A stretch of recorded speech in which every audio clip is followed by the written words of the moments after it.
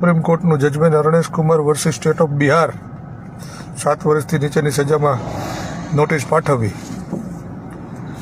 તો કહેવાનું એ છે કે પાયલબેન ગોટી વખતે એણે કંઈ એવડો મોટો કાંડ તો નહોતો કર્યો કે એમાં 35 વર્ષની સજા હોય, પણ છતાંય બિચારી દીકરીને અડધી રાતે અરેસ્ટ કરી, એનો વરઘોડો કાઢ્યો, એને જેલ હવાલે કરી.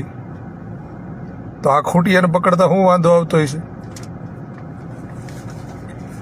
4 દિવસથી એસપી સાહેબને ફોન કરું છું, પણ કોને ખબર કોની દયા છે, સાહેબ ફોન જ ઉપાડતા નથી.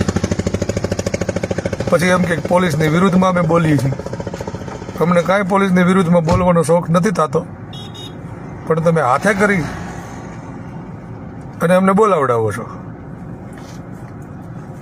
કહેવાનું એ છે કે આજ સાંજ સુધીમાં આ ચેતનને પોલીસ